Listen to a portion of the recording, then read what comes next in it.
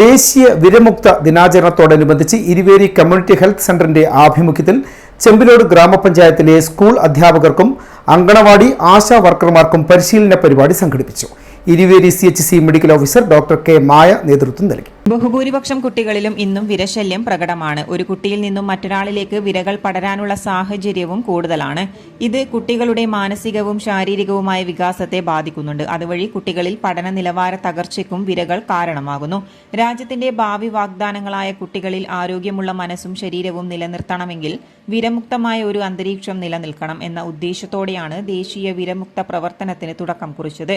ദിനത്തിന്റെ പ്രാധാന്യത്തെക്കുറിച്ച് കുട്ടികളിലും രക്ഷിതാക്കളിലും ബോധവൽക്കരണം നടത്തുക എന്ന ഉദ്ദേശത്തോടെയാണ് പഞ്ചായത്തിലെ മുഴുവൻ അധ്യാപകർക്കും അംഗനവാടി ജീവനക്കാർക്കും ആശാ വർക്കർക്കും പരിശീലന പരിപാടി നടത്തിയത്.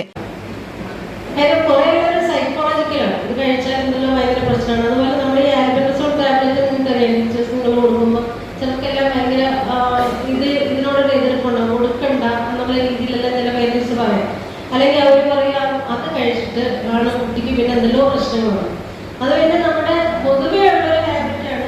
എന്ത് പ്രശ്നം വന്നു കഴിഞ്ഞാൽ, എന്തെങ്കിലും ഒരു സംഭവം നടന്നു കഴിഞ്ഞാൽ അതിന് തൊട്ട് മുന്നേ ഉള്ള സംഭവമായിട്ട് റിലേറ്റ് ചെയ്യാം. നമ്മൾ സാധാരണ കാണുന്നത് ചിലർ വന്നിട്ട് പറയും ഇവിടെ പ്രസവം നിർത്തിയതിന് ശേഷം ഭയങ്കരമായിട്ട് വലിഞ്ഞു വരും.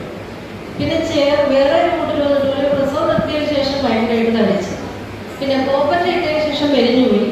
അപ്പൊ എല്ലാ കാര്യങ്ങളും നമ്മൾ ആൾക്കാർ അതിനു മുന്നേ എന്താണോ നടന്നത് അതുമായിട്ട് കോറിലേറ്റ് ചെയ്യും. ഒരു ബന്ധവും ഇല്ലാത്ത കാര്യങ്ങളാണ്. അതേപോലെ തന്നെയാണ് ഇപ്പൊ ഈ ടാബ്ലറ്റ് കഴിച്ചു കഴിഞ്ഞാൽ വലിയ പ്രശ്നങ്ങളെല്ലാം ഉണ്ടാവും എന്നുള്ള രീതിയിൽ ചിലപ്പോൾ നമ്മളിപ്പോ എന്തെങ്കിലും ഇപ്പൊ നമ്മൾ കുത്തിവെപ്പ് നിങ്ങളുടെ സ്കൂളിൽ വന്നു കഴിഞ്ഞാൽ സത്യം പറഞ്ഞാൽ കുത്തിവെപ്പ് ചില കുട്ടികൾ പേടിച്ചിട്ട് തലവേദന. ഇരുവേരി കമ്മ്യൂണിറ്റി കോൺഫറൻസ് ഹാളിൽ നടന്ന പരിപാടിയിൽ ഹെൽത്ത് ഇൻസ്പെക്ടർമാരായ KP Shaiju, KT Bindu, public health nurse supervisor N Reeja എന്നിവർ സംസാരിച്ചു. Health staff, junior public health nurse MLSP, RBSK എന്നിവരും പരിപാടിയിൽ പങ്കെടുത്തു.